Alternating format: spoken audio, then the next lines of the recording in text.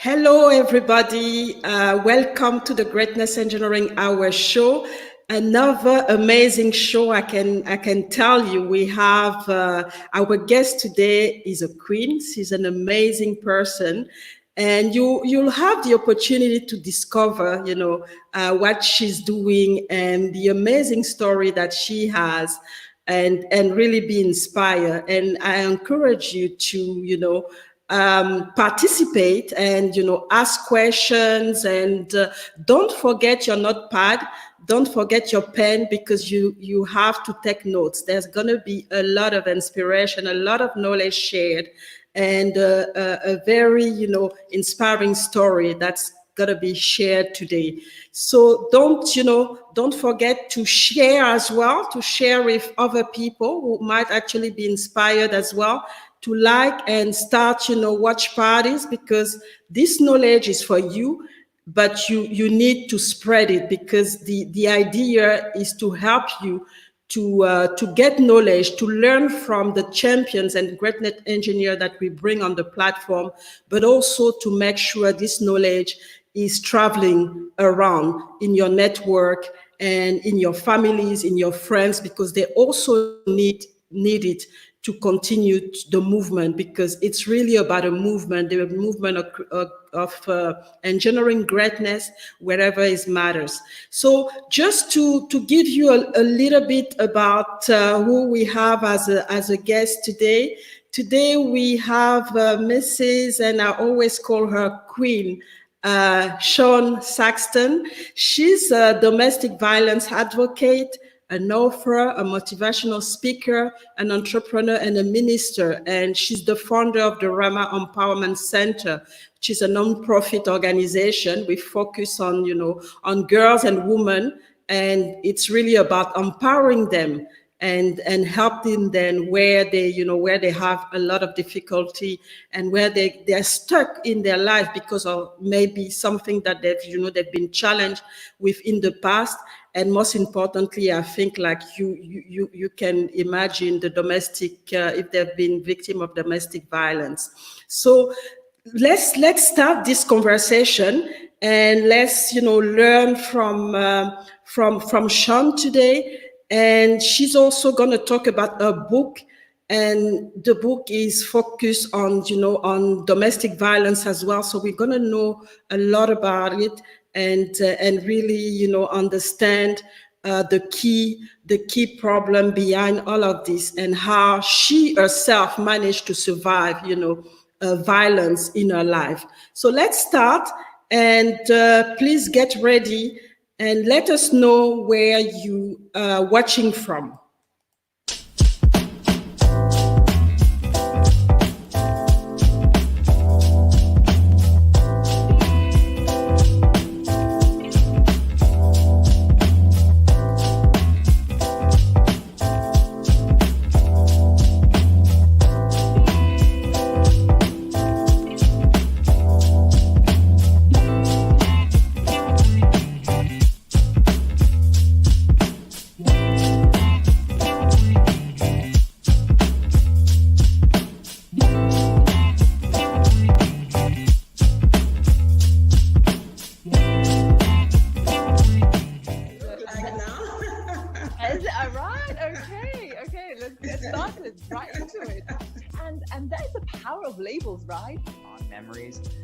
But as I got older, I started to be more aware of some of the abusive sides of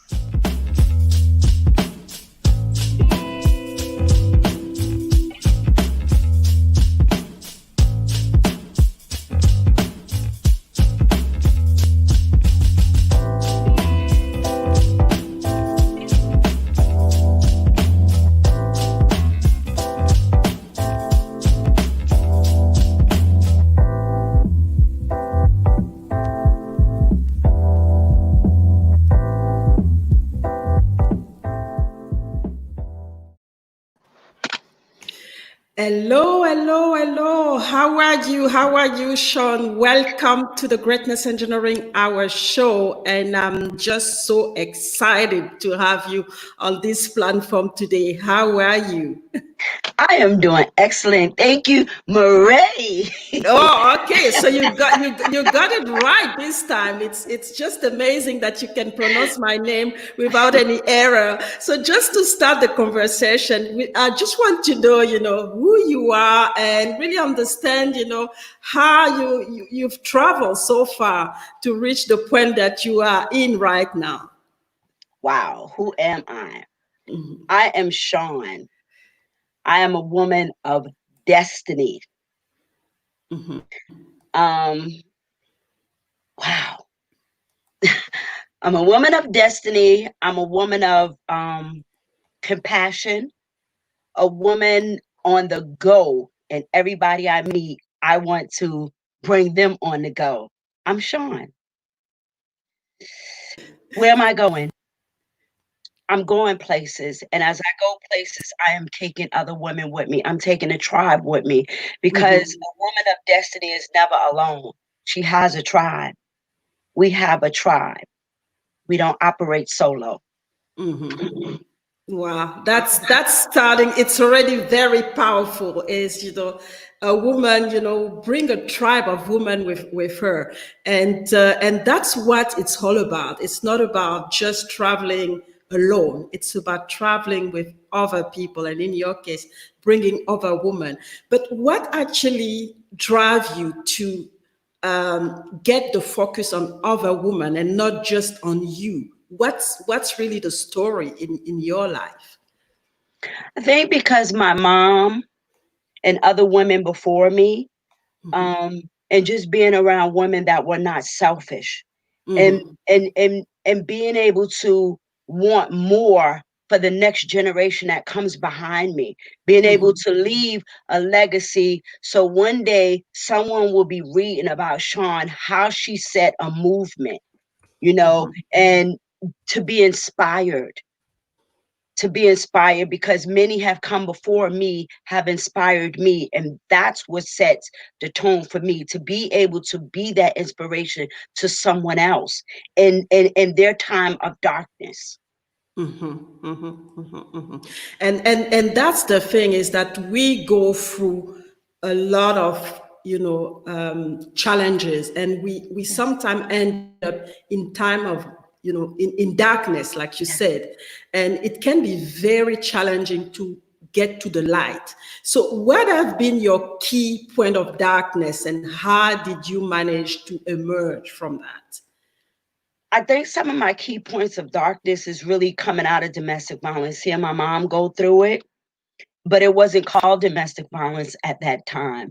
So that's been some of my key points, saying that I'm never going to go through that. But we must be very careful when we say we're never going to do something, because for me, that's when God has a sense of humor. Okay, so you're never going to go through something. I'm going to put you through something because I need someone else to come through what you came through. So that's been my key point of just continuing to grow, continuing to go forward. And it can be difficult. It can be very Yes, difficult, especially when you are in this darkness, and then it's something that you've seen, from generation to generation into your family.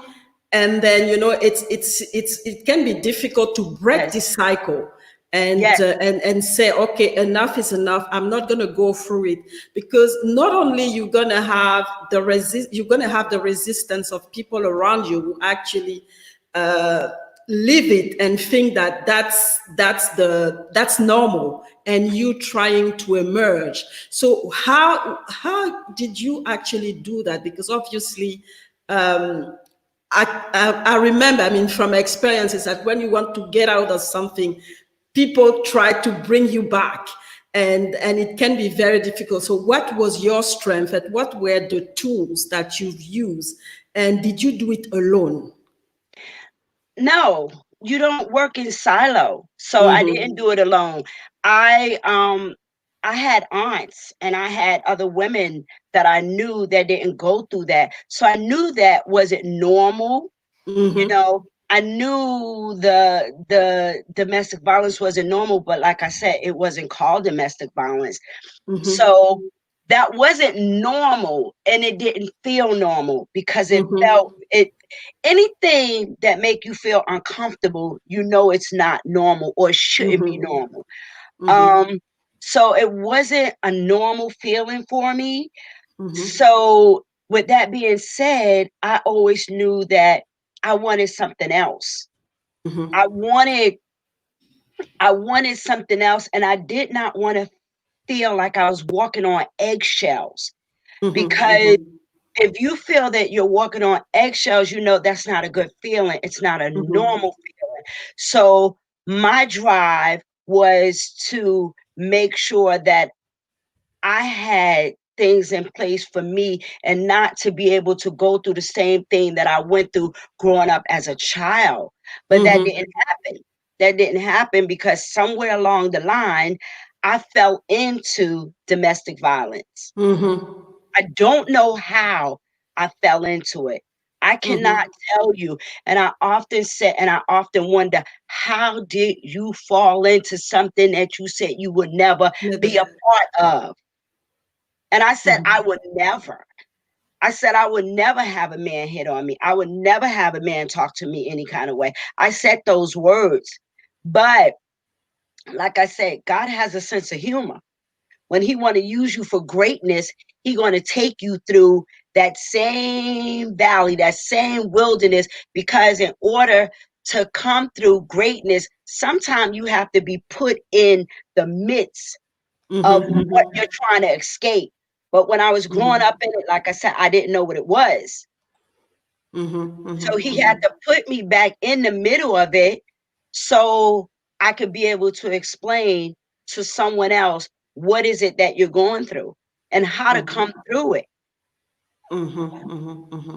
Wow, it's just so powerful. So basically, and I like what you're saying is that God has a way of doing things. It actually puts you into it so you can emerge and help others. So and I think sometime and it's powerful because it gives hope. Because sometime when we are in darkness, we think it's never gonna end, and it's been good that you've looked at it from the Lord point of view and said to yourself, no, that's something actually that is helping me with, so that I can emerge and create a legacy and help others not go through the same thing. And that's really powerful, because sometimes we think, oh, why me? And it's just difficult, and we start to get depressed, and things are becoming very, very difficult.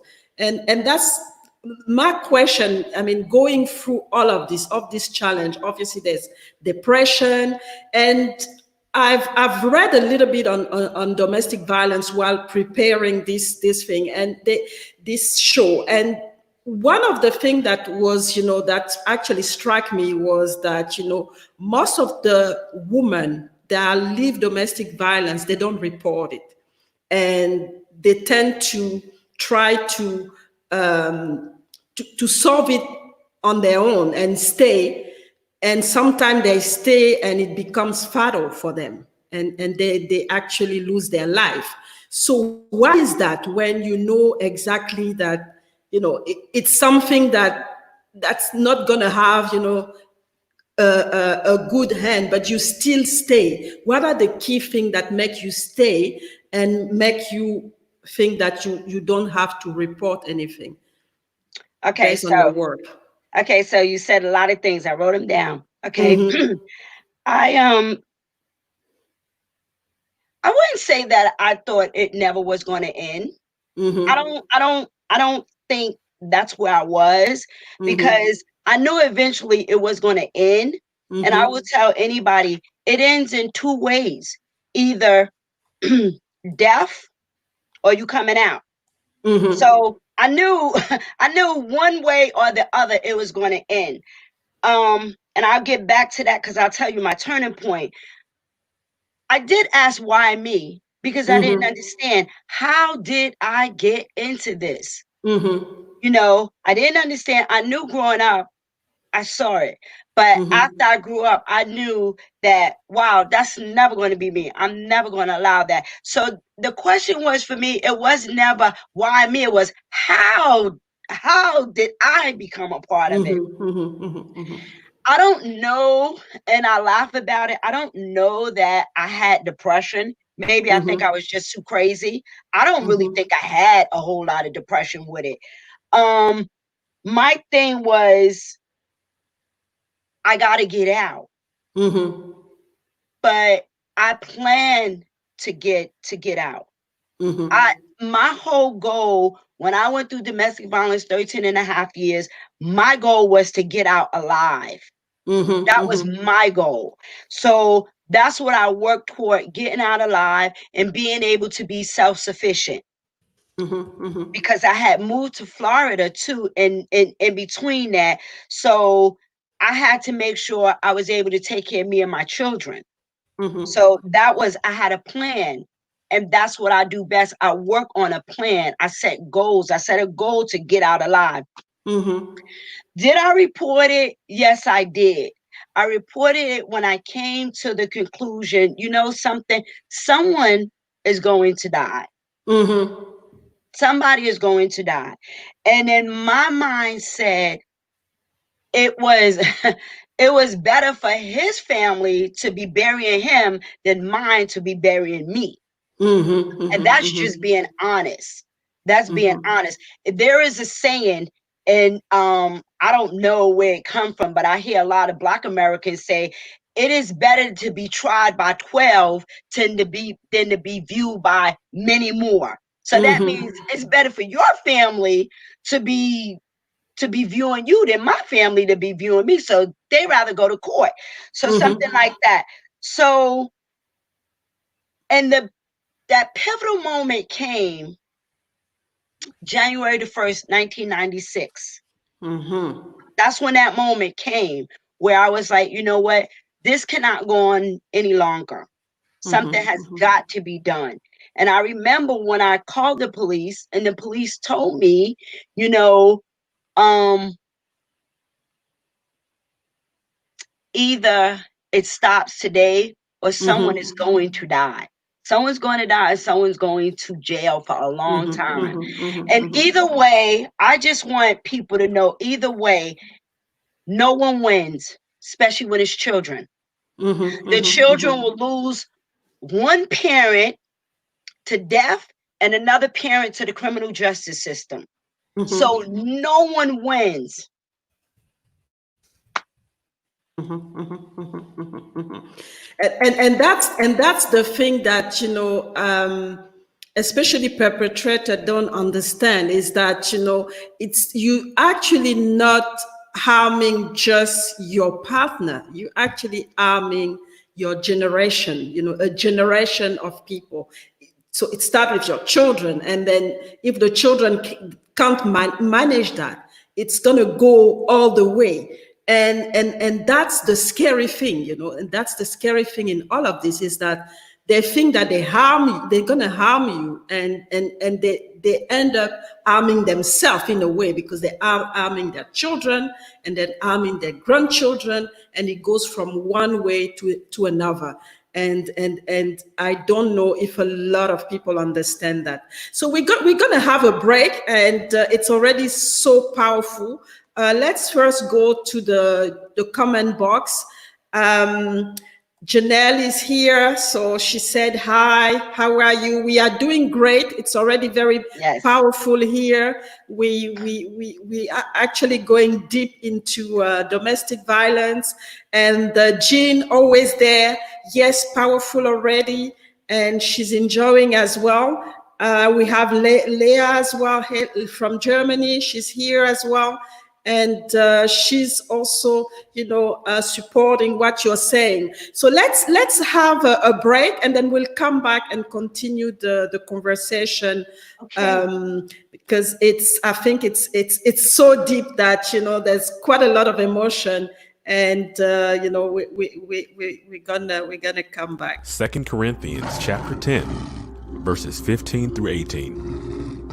Neither do we go beyond our limits by boasting of work done by others. Our hope is that, as your faith continues to grow, our sphere of activity among you will greatly expand, so that we can preach the gospel in regions beyond you. For we do not want to boast about work already done in someone else's territory, but let the one who boasts boast in the Lord. For it is not the one who commends himself who is approved, but the one whom the Lord commends. She Exists is building new territories globally to empower, ignite, celebrate, and inspire women from all nationalities, ethnicities, religions, and racial makeups to live not solely in the matters and efforts of our own lives, but also for the general and overall welfare of women all around the world. And on behalf of She Exists, I would like to introduce you to the authors of 2 new powerful books, Stepping in Our Territories and The Tribe Out of Domestic Violence.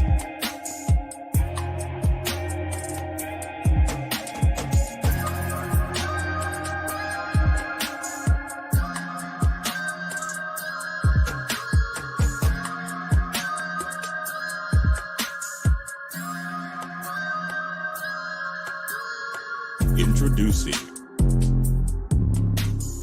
Erica Fulton, Linda Flores Robles, Elder Karen Pagat, Dr. Cecilia Sims, Ietta Friday,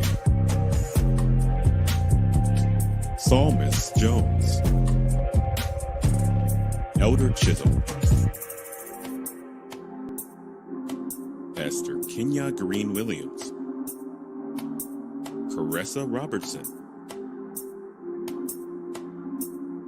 Lady Janelle Harris,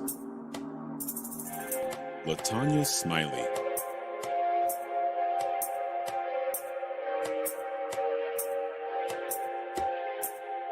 Shawn Saxton,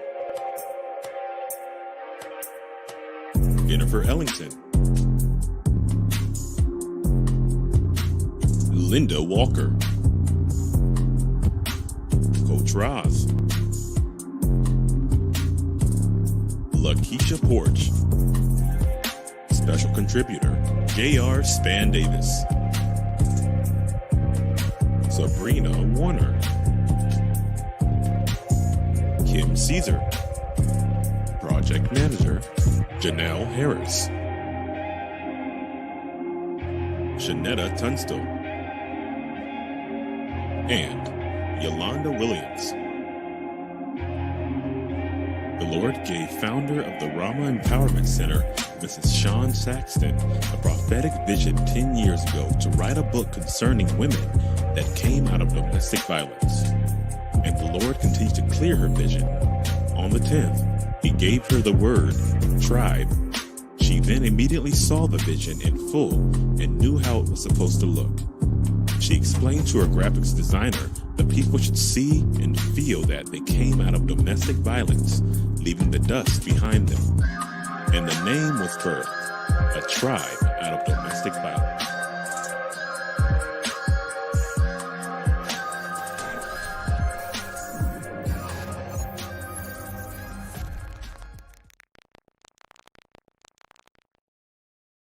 So welcome back. We are back with Queen Shawn with us today, and now we're gonna, you saw there's, she's part of the She Exists movement, and she's been part of 2 books. So Stepping into Your Territory and Tribe Out of Domestic Violence. So I really want to understand, the process of birthing those 2 things and how you've been, how you've been contributing to that. Okay, so the Stepping in Our Territory was a vision from Janelle Harris, the CEO of She Exists. That was her project, and I was a part of that project. A Tribe Out of Domestic Violence is my baby that I'm getting ready to birth. So, and then I have other co-authors with me. that project came, that vision was an open vision from the Lord. He gave me that 10 years ago in 2010. Didn't do nothing with it, because sometimes when God give you stuff, he drops stuff there for you to have, but it's not for you to have immediately. It's to work toward it. It's almost like, if I could describe, like when you go to school and you want to go get that associate's degree. Well, it's going to take 2 years to get that associate's degree. So it's a process, and you have to take classes and do different things to get that degree. So that's what transpired with the tribe out of domestic violence. God gave me that 10 years ago and dropped that in my spirit. And throughout the 10 years, I'm still birthing this. I'm still thinking about this. I'm still going through this birthing process, and never gave it up. There were times that I did not see it. There was times that I started to doubt God. There were times where I was like, God, why would you tell me something and don't bring it to pass? But God is faithful. He does not operate on Shawn time. He does not operate on your time. God is time himself. He's outside of time. So 10 years is a long time. Well, guess what? 10 years is a split second to him. It doesn't matter.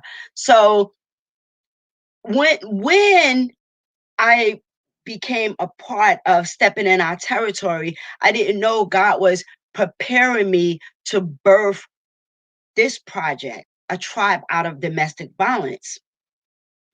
So finished the project with stepping in our territories. Then immediately God is saying, okay, now it's time. Now it's time. So all of it's coming together.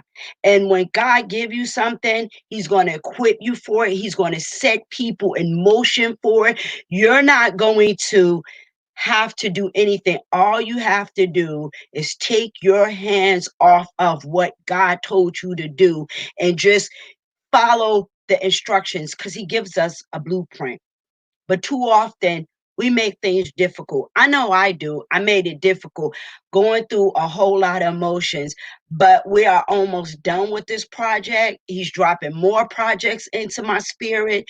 And I just thank God. I thank God for the tribe out of domestic violence. The women are amazing. They're awesome women, and they all have a story. And although we all probably been through domestic violence, none of our stories are alike. No one woman or man that go through domestic violence story is the same. All of our stories are unique to itself. And that's worth, notifying that, we go through those experiences. We live them differently, and because sometimes we think that there's a way, or it's a linear way of going out of it. It's a linear way of reacting to it, and yet, we each of the lady that you've been working with, they had their own experience and their own way to react to it and their own way to solve it. And that's really powerful. And how did you choose the lady? Is it something as well that was given to you, or what was the process? Because you really have to make sure that those ladies are actually understand, that it is something that was given to you and you're going to direct them. So how do they connect and understand that? Well, one of the ladies was a part of it from the beginning. Yeah. And actually, she had come out of domestic violence when God gave it to me. She was so a part. She was ingrained in this. And that's Jennifer. She was Jennifer Ellington. She was ingrained in this. Some of the other women were a call out on Facebook, and some of the women were they were picked. But no matter how they came into the tribe, I know that God chose them for such a time as this. No matter how they came into the tribe, they were supposed to be a part of the tribe, because honestly, I don't think if they wasn't, they wouldn't have. Now, there were women that came that they were not a part of the tribe for whatever reason. Maybe it wasn't their time, because timing is everything. Because when you go out to talk about domestic violence, you got to be okay. Everybody around you've got to be okay, because people are going to be exposed, and everybody is not ready for that. And sometimes family is, why are you telling our dirty secrets? What give you the right to tell that you was in domestic violence? Well, what don't give me the right to tell that I was in domestic violence? You know what I mean? So there's a lot of people involved. It's not only me. It's really not only me. It's not only the women that's a part of the tribe. It's their loved ones. It's their friends. It's, we're exposing ourselves to the world. People are going to know about us, because I remember when the Lord started telling me, I was doing classes, and the Lord started telling me to share your experience. And I was like, God, I'm not telling these people my business. It's not their business what I go through. I'm the facilitator. I'm facilitating this. And the Lord always deal with me. He deals with me different. He shuts me down. He'll let me know, listen, you're the child and I'm the daddy. This is what you're going to do. And then I have to humble myself, and I said, okay, yes, Lord. But Lord, they're going to know my business. Well, so what? So it's not just us. So picking them and going through it. And you know what? Maybe I didn't pick them. Maybe they picked me. I'm not going to just... And that's why I was asking, because it's just so powerful, and there's a lot of resistance, like you talked about the family. I mean, sometimes you go and complain to your family, they understand that you're going through a very difficult, and sometimes your life, it's in the line, but they want to protect their intimacy, and want to protect the image of the family, and they will tell you, go back and try to handle it. And so that's why I was asking, how did you make sure that, those ladies are the right ladies, and then coming and then be ready to, expose everything that is happening in their family, and in a way expose themselves and also expose their perpetrator as well, and how, they manage that. I mean, I believe, and some of them I have spoken with, and some of them said, I spoke to my family, and they said, go ahead. I spoke to them, and they said, it's time. It's time for you to tell your story.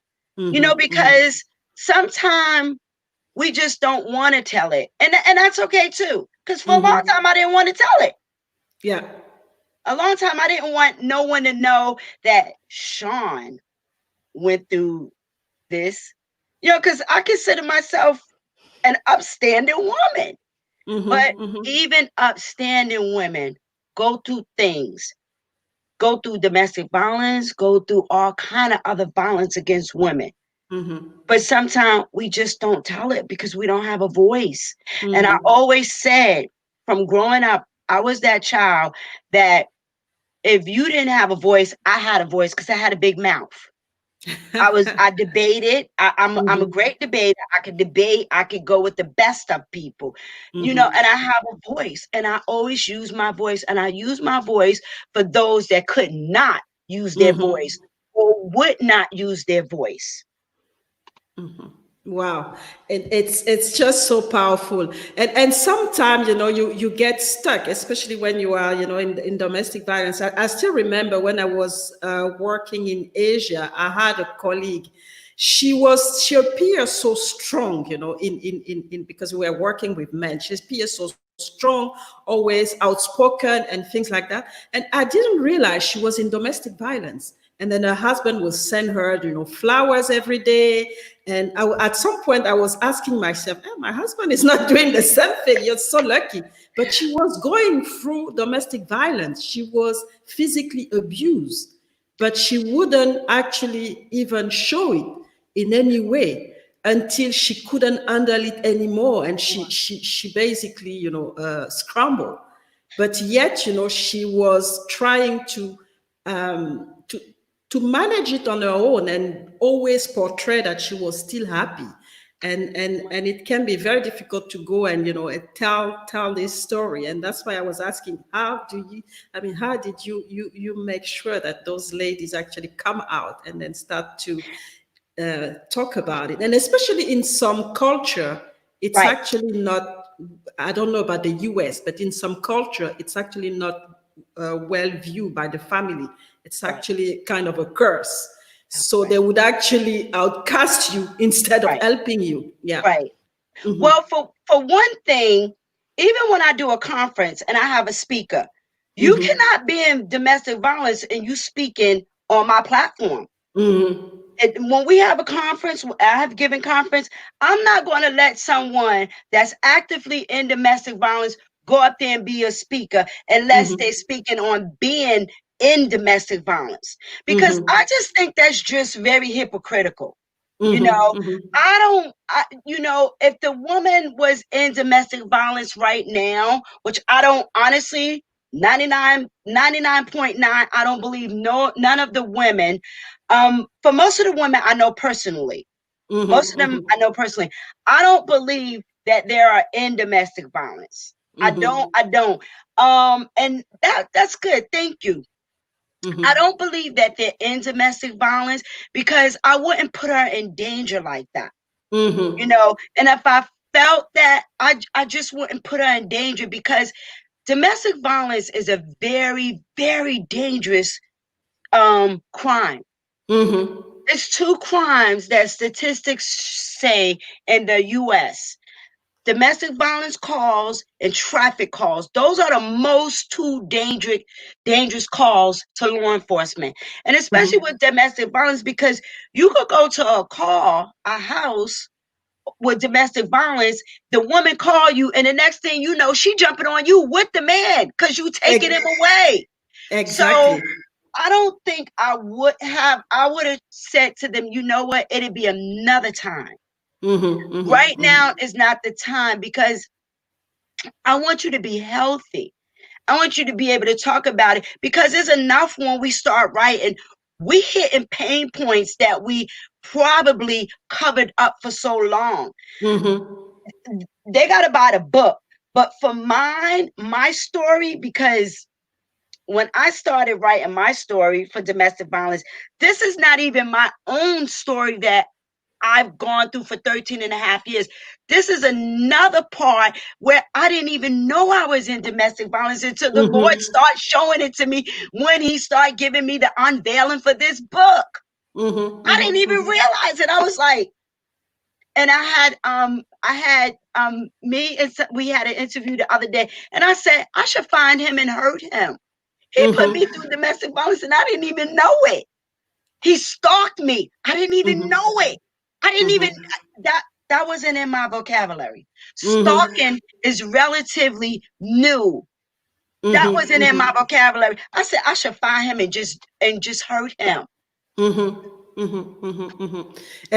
that's the thing that, I always try to understand is, when do you think you are in domestic violence? And we're going to have a break. I'm going to have a video of a woman who actually went through it, and then we'll come back and have continue our discussion. So for those, joining us, we're talking about domestic violence today. We have Queen Shawn with us, and she's driving, the conversation so that we understand exactly, the ins and outs of domestic violence. And she's also written a book. She's managing a collaboration book called Tribe Out of Domestic Violence. And she's also led, explaining to us what this book is all about. So let's have a break and come back and continue our deep conversation. Who are you today?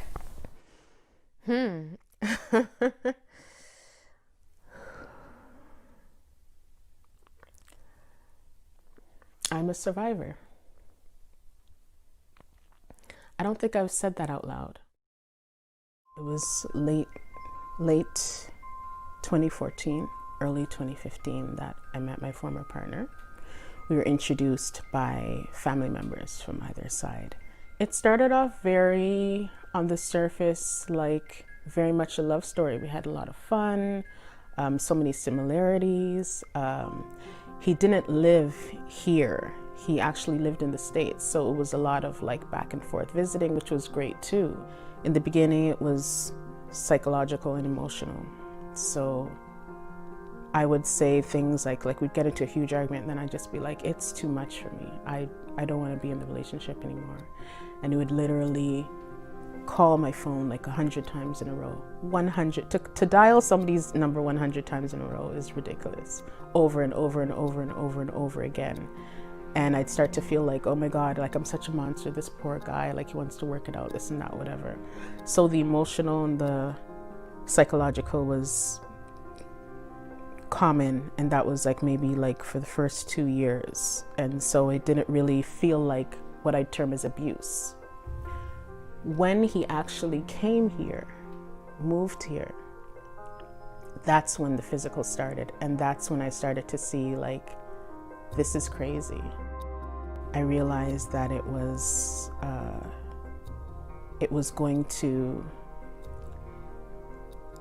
either going to be me or him, in the sense that if I didn't leave, I wouldn't be around. It was like year 3 that when the physical started, just, you know, shoving and stuff like that. And I definitely don't want to come across as so victimized that I never defended myself. I would shove right back, like, and I'm in shock, like somebody you love, like putting their hands on you, like, what are you doing, right? But then very quickly it progressed into things like being choked against a wall. There was even a point where he tackled me like a football player, and he's a big guy. And I would never wish on my worst enemy the feeling of somebody's hands on your neck and looking at somebody who has proclaimed that they love you, but is literally jeopardizing your life. I never had real sincere thoughts of truly leaving until the physical abuse began, because that's when it was my wake-up call. Yeah, it was my wake-up call. It was an entire turning point in my life. 2019 was the year that broke me, but it was also the year that blessed me with a strength that I earned. I'm grateful to say I'm in a great space right now. Very grateful to say that, because some women will never get to say that. It's a difference between literal life and death. And I would advise women to choose life. Do whatever you need to do to survive. Yeah, and be strong, but don't stay. Don't stay.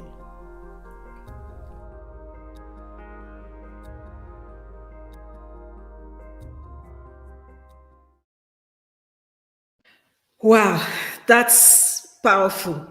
So when do you actually know that that's domestic violence? Because she went through a lot of steps before realizing that, okay, I'm in danger here. So when do you realize, you know, it's time to leave? It's not getting, you know, it's going too far. I think for me, knowing what I know now, I think when a man, your partner, whomever, when they start the belittling, the name calling, I would tell a woman today, don't stick around, because once the name calling and the belittling, there's going to be some hands. And if you could get out before that, you leave. Because I felt her, I understood her, and I was the same. It wasn't that I just sat around and let you just put your hands on me. No, You just didn't. I was not that woman where you just going to put your hands on me. So it was me fighting back. But when you fight back, that could be a very dangerous situation. That could be just as dangerous to fight back as not fighting back. So I believe when you start seeing certain signs, it's time to just say, you know what? This is not what I want. This is not that's not love.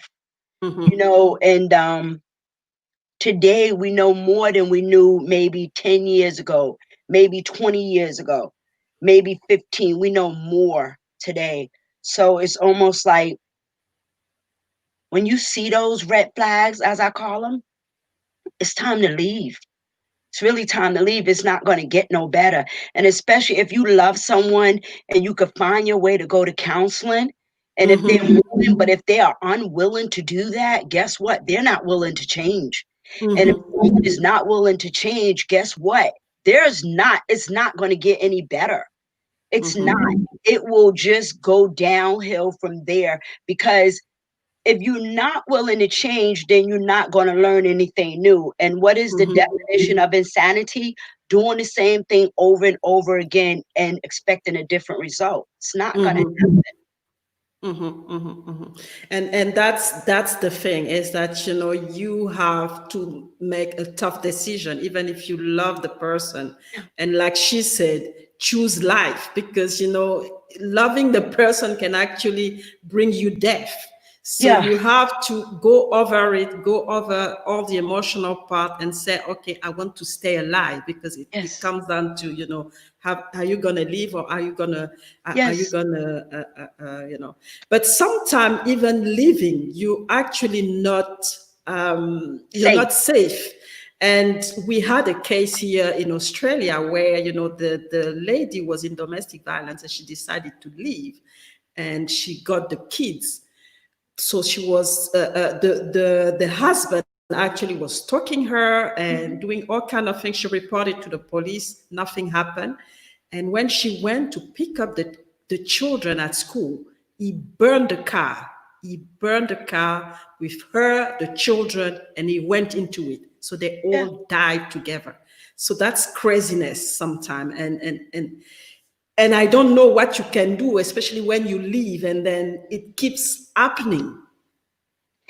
I don't really know, because it's been a lot of cases like that. You leave, if you know what, it's almost like the story in the Bible of the 3 lepers. If I stay, I die. If I leave, I die. So I'm gonna take my chance anyway. I'm not one that's going to tell a woman to just, because I don't know her situation. I don't know how crazy your abuser is. I don't know that. But every situation is different. Sometime when you leave, the man just find the next victim. And sometime when you leave, no, you're not leaving him until he's ready for you to leave. So I don't know that. Yes, getting an order of protection is really good. That's really good. I got my concealed weapon permit. I had got mine. So every situation is different. Every situation. A few years ago, I think about 2 years ago, a lady in Florida, she left, went to, I think, Georgia or Virginia. The man followed her, killed her family. So every situation is different. Sometimes you literally have to go in hiding. You have to give up your family. You have to give up your friends. You have to give up your life. But those are extreme cases. Those are really extreme cases. Sometime when that abuser feels like you're gone, I don't have nothing. Well, if he don't have nothing, he don't have nothing to lose if he comes after you and destroy you. And in the case of Australia, he got in the car too. He had nothing to lose. She left him. She took the children. He had nothing to lose. It so happened in my case, I don't think my nuts cared enough about me like that when I I really don't, you know. So that was your luck as well, in a way. Yeah, so thank God for that. I Mhm. don't, you know, and I'm making light of it, but honestly, everything is not a cookie cutter. Mhm. Mhm. It's Mhm. just domestic violence is not a cookie cutter. You Mhm. never know what a person is going through in their head. You never know the voices that they're entertaining in their head. You know, Mhm. I just say, for me, I had to get out alive. Mhm. That was my whole goal, was to get out alive. My goal, and I know some people probably saying she said this 3 times. I don't really care. I'll say it 5 times. My Mhm. goal was to get out alive. And Mhm. that meant being strategic. Was it days that I thought I wasn't going to get out alive? Yeah. Mhm. I can't say everything because I'm going to write another book solo Mhm. about my Mhm. domestic violence, and people going to have to buy it to read it to get all the nooks and The crannies for story. that. So we're just planting the seeds here. You're Yeah, not going to get I'm everything. planting seeds. I'm throwing the little seeds. So every story is different. Mhm. Every story is unique. Domestic violence is like DNA, if Mhm. you will. Even identical twins do not have the same DNA. Mhm. So every domestic violence story has its own DNA Mhm. woven into their story, if that makes sense. Mhm. Mhm. Mhm. Mhm. So every domestic violence has its own DNA, and I think that's what makes it, very difficult to tackle, Right. because you really have to know, the person, what's going on, and what are the triggers, and what are, what's happening really in this dynamic, in this couple, to really have, this situation. And this come to my next question, because you have a center where you help, women who actually went through domestic violence, and start to try to empower them. So what is the process that you follow to help them, and to help them to rehabilitate them? Because I can imagine that, when you go through that, there's a lot going, I mean, mentally, psychologically, physically, probably you need to do a lot of work to get back to a place where you're gonna be safe, and you're gonna be confident again about life, and about love, in a way, because you've been into hate, all your life Well, so far. well, I don't have a building physically, but what I Mhm. do is I have my phone number. I have my Mhm. phone number, and it's not my personal phone number because I don't want nobody, husband, boyfriend, significant other, to come after me. Mhm. Because dealing with domestic violence, you have to be real careful, because when you take the victim from the abuser, you take their power. And Mhm. domestic violence is about power and control. So when you Mhm. take the power, you become a victim. You open Mhm. yourself up to be a victim. So with that being said, I screen people. And Mhm. I need to know, if I'm going to help you and put myself on a line, I need to know Mhm. that you're ready to walk away. I don't want nobody but stumbling. Oh, I don't know. I'm not sure. Well, if you're not sure, I'm not sure. And I Mhm. can't make Mhm. you sure. I cannot decide for you when it's time for you to leave. You have Mhm. to be sure. So Mhm. I'm going to ask you some questions. And if you're not sure, guess what? It's okay. It's just not Mhm. time. I'm never going to say, well, you stupid, you might not come out alive. No, no, I'm Mhm. not going to say that, because I don't always have the place to send you to.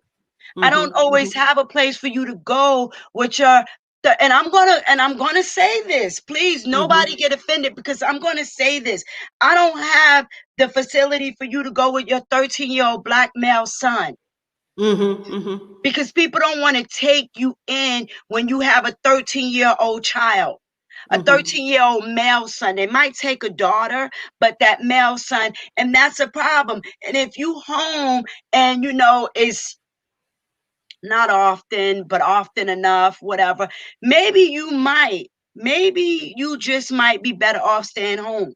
I don't know. I don't know.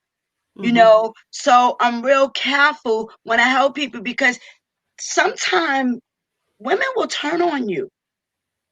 You bring them to the safe place, and the next thing you know, their abuser is there. Well, how did you get there? Because she called him and told him, or he texting her, and then they done fell back in love because he told her, you know what, that's never going to happen again. And once again, she fell for it, because statistics say it takes 7 times before a woman actually leaves. Wow. 7 times before she actually leaves. So that is, domestic violence is unique within itself. We're talking about people that allegedly loves us. And I'm not going to say that they don't. I can't say that they don't, because I don't know what love look like to the next person or in their culture or whatever. I don't really know. But I know for Shawn, love does not hurt. Love is not beating me down. Love is not calling me outside of my name, unless you're calling me Queen Shawn. It's not calling me something else. You know what I'm saying? So I don't know. So we got to be so careful, because we got to, when you helping a victim of domestic violence, you have to have the doors, you have to keep doors open for when they really decide to leave, that they could trust you and come to you and not worry about, oh my gosh, I'm going to say, oh, you're just stupid. No, I'm not. But you're not going to keep bothering me with it. Every week, you're not going to come to me, well, I'm going to leave him, and then you go back to him. No. Decide what you're going to do. Decide what you're going to do. With me, I didn't put other people involved in it. I made my plan. I made my plan. Too many people didn't even know I was going through domestic violence. The reason why, because with domestic violence comes a lot of shame. It's a lot of shame. You don't want to tell someone that the person that you in love with, the person that you're sleeping with, is beating the brakes off of you. You don't want to tell people that they're abusing you. You just don't want to. That's not a conversation that we're going to have. Morel, we're not going to have that conversation. Me and you sitting down having tea, and I'm telling you, oh, well, my husband just beats me whenever he wants to. No. That's a conversation that really you are ashamed to have. Because once I tell you that my husband is beating on me, you're looking at him a different way. You don't have the respect for him no longer. And then I'm mad at you when you tell me to get rid of that loser. But I just told you what he has been doing to me. And that it's psychological. It's a lot that goes with being in domestic violence. It's so much. It's not just all what we see, because I know you could tell somebody, just leave. How are you going to tell that woman with 4 children, 6 children, 8 children to leave? And let me put another spin on this. How about if she's in the church?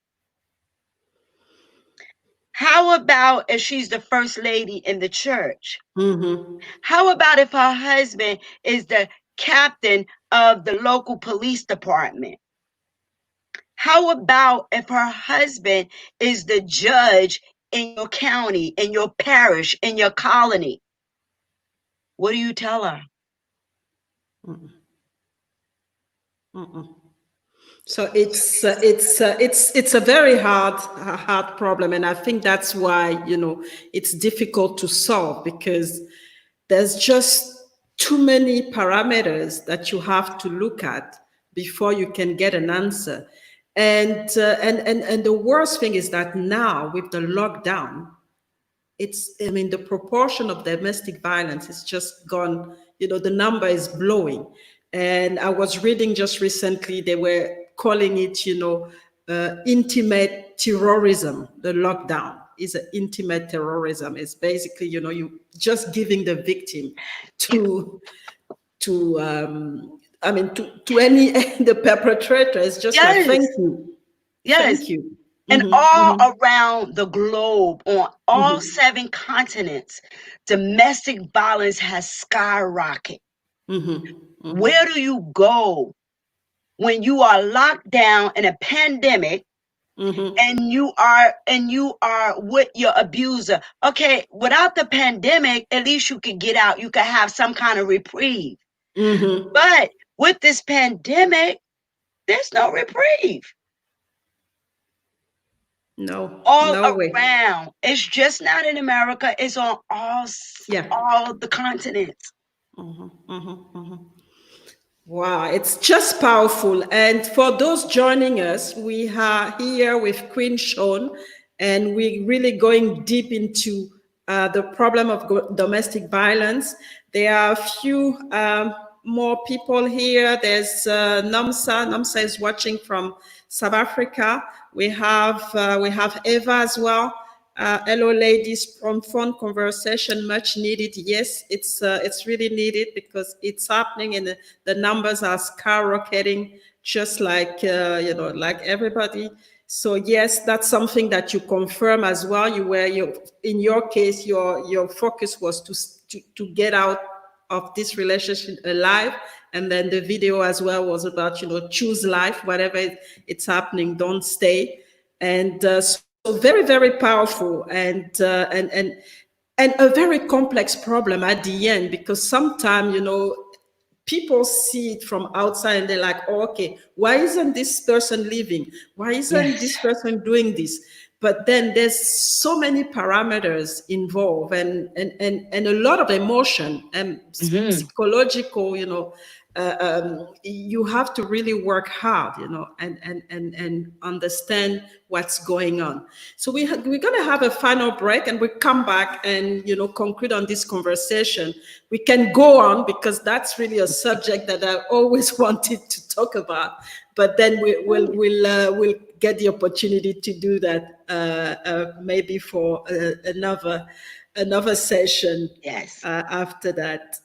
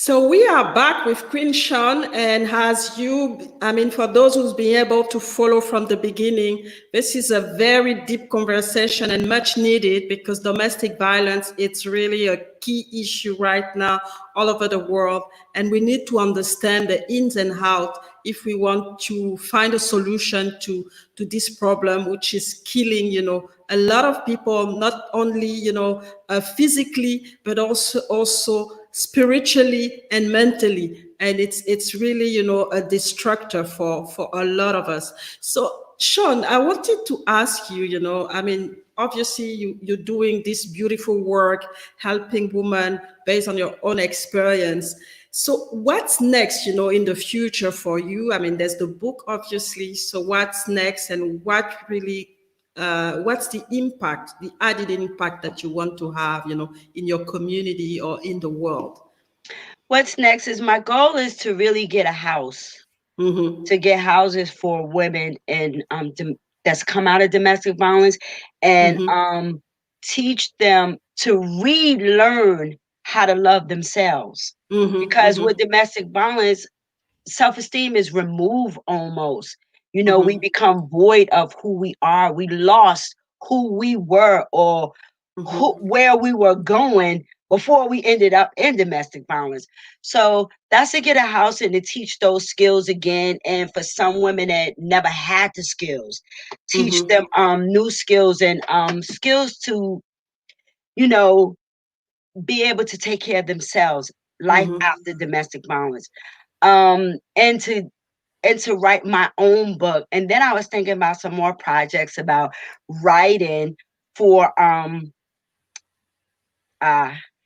I'm not gonna say, but doing some. Okay, so I'll find out after the Yes. after the show. Yes, And after the but I show. think the most important thing is the one that you've mentioned, is that to build a house for a woman and relearn how to love themselves, and that's a key thing, that domestic violence is you know, it's like, in a way, it's killing you.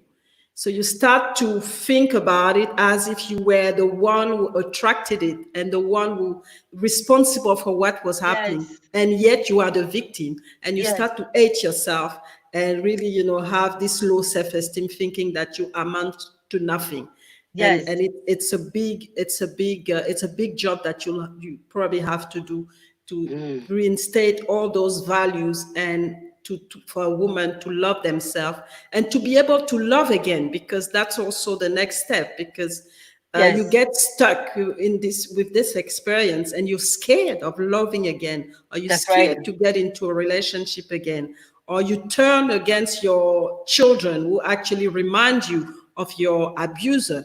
And it can be destructive, you know, not only for you, but for your children, and for you know, for a lot of people in several generations. And then your legacy, you have no legacy, but a legacy of hate and a Yes. legacy of destruction, which is not what you want, actually.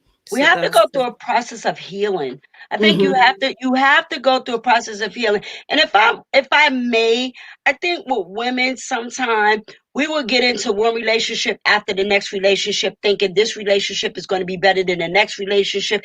And there are times where I know, for me, I had to take a break. I have to say, you know, I need to find out who I am, because I was mad.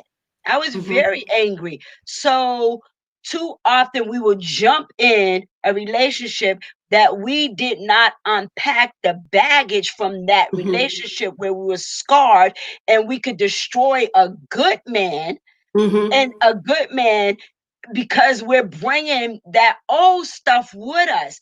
I think women, when you get out of a domestic violence relationship, any kind of relationship that's been battered, I think you need to go through a healing process. I know you need to go through a healing process, and you need to be able to find out, who am I? What is it that I want? What do I want? How am I going to achieve what I want? I think you need to work on you once you get out of that domestic violence relationship. Yeah.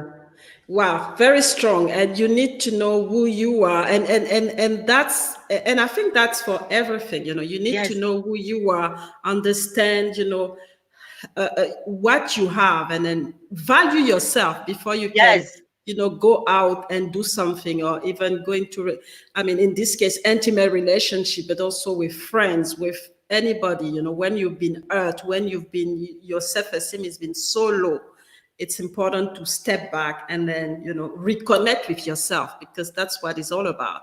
Reconnect with yourself, so that, you know, you don't bring all this negativity and all this trauma into your next relationship, or into the next environment. And that's very important. So really, really, you know, a lot of knowledge, and a lot of deep things that we've been able to learn from today. And I know that, you know, there's a Jean here. She's saying absolutely a must do. And because, if you don't know who you are, you're going to accept anything. And then Yes. somebody else is going to come and abuse you. You're not going to say anything. And then it's going to be, It's a cycle. just a cycle that you're not going to be able to get out from. So that's really good. So thanks a lot, Queen Shawn. It's been a pleasure, to have you and understand a little bit, what domestic violence is all about, because we see it from outside, but we don't really know. And sometimes we're quick to judge without really knowing, what's going on. So it's really good that people like you can come out and educate ourselves, educate us about, domestic violence, and also, emphasize the deep, emotion, and understand that, each case is different, because sometimes we want to lump everybody together, and we're quick to judge and say, okay, why is he not leaving? This other woman left, and why is she not doing the same thing? But now we understand that, it's a case-by-case thing, and luckily we have people like you out there trying to change one woman at a time, trying to save one woman at a time, to create this movement that you've started, and then with your book, The Tribe of Out of Domestic Violence. So before we leave, I just want to ask you, is there a particular message that you want to leave the audience with? Because it's such a sensitive subject. And so we really need to know, what's the key thing you think that we outside, this world of domestic violence can do to help, the healing process, especially of those women coming out of the domestic violence world. I think what I would say is reserve the judgment for women in domestic violence. Hold back that judgment. Because until, I don't know where this proverb came, until you walk a mile in my shoes, you don't know what I've gone through. And for the woman out there, the woman that's probably watching your show that caught it by accident, it was no accident. I would say the main thing is to be able to come out alive. No matter what, come out alive, because see, I came out alive. I'm telling my story. My family is not telling my story. I'm telling my own story. You want to tell your story. So that's the main thing. Always think in terms of coming out alive. And for the other people that's out there, no DNA is the same. So the woman that just picked up and left her abuser, you don't know her story. You don't know how she was able to do it. You don't know why the woman is still there. Listen, be an ear. And listening sometimes does not require us to say anything. It's just, sometimes people just want you to hear them. And that could be the strength that they need. That Morel listened to me when I was going through my domestic violence, and she didn't look at me cross-eyed or nothing like that. I just want to leave this. Don't judge people. Just listen. Listen to what they have to say.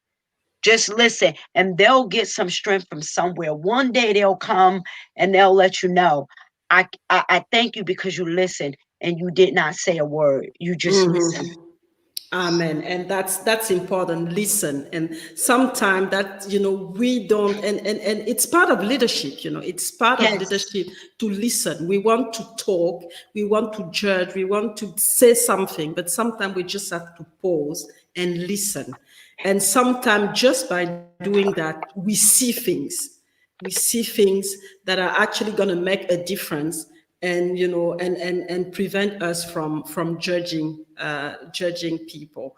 So just to to say thank you again for being my guest today, and it's been amazing, sometimes very hard, because I didn't know some of the things, so it's quite deep, and I really commend you to to be able to use your experience to help other women, and also not stop there, have a movement, and really, working toward opening, having a house for those women and helping them to come back and heal themselves and to reconnect with themselves so that they can, they can have again a positive impact in society, in the community, and engineer greatness themselves, Yes. in their environment and in the world. So it's been amazing. It's been really amazing. And so tomorrow we have another show, and again we're gonna have an amazing lady, Stressy Schmidt. We call her the unstoppable lady. She is the first, amputee who climbed, the Himalaya mountains, and she has so much energy. This platform is going to be on fire tomorrow, and I'm really looking forward to have her. She is an expert on disarming limiting beliefs, so she's going to talk a lot about those limiting beliefs and using her own experience as an amputee, as somebody who is physically disabled, to show people that it didn't stop her, and she's been, fighting and living and staying positive and helping people in the process to be able to actually step positive themselves and understand that, they have strength. Whatever they look like in the outside, they have strength and they can make an impact in the world. So that's going to be tomorrow. And I think for Shawn, there's a book, your book as well. So I don't know if you can tell us, when the book will be out, or if it's out, so that A Tribe Out of Domestic Violence. When are we going to get our copies? It's coming out October 1, Domestic Violence Month. Okay, so October 1, don't miss out. You can order in advance. Pre-order. And pre-order. So and that's it remind me of asking you how people can actually contact you, and when this book is coming out, and also if they want to know a little bit more on domestic violence and engage with you. I'm on Facebook, Shawn Lovely Saxton. I'm on Facebook. Mm-hmm. Okay, so Facebook is the best platform to contact Queen Shawn, and she's definitely going to be open to continue the discussion, or even Yes. just help you if you need help. And she also have Shawn Organics. So just a small word on that, Queen Shawn. Well, with that, I create shea butter and different scented oils, creams, lip balms. I'm working on my deodorant, and I'm working on putting it out there. And then I create pens, beautiful pens. So these are some of the things that is going to help fund my project for my domestic violence housing. But I also do like hygiene bags. So some of this allow me to give out these hygiene bags and buy bags for the homeless too. So so everything. Fantastic. Yes. Fantastic. So it's for the good cause. So make sure you contact her and understand, what she's doing with, putting out there all those products for us. It's gonna be very benefit to us, but at the same time, not only when we enjoy, we know that we're helping people, we're helping homeless, we're helping women who are going through domestic violence.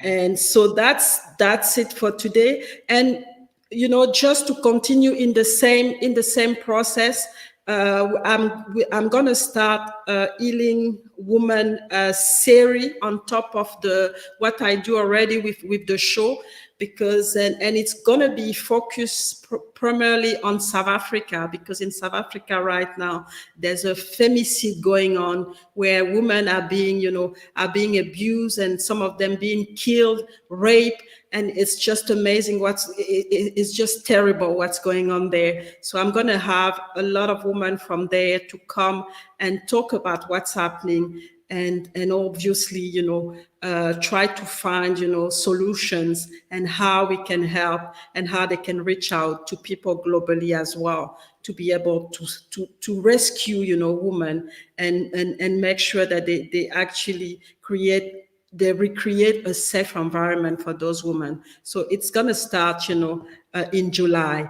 and hopefully it's gonna bring something, and we're gonna have something positive out of it.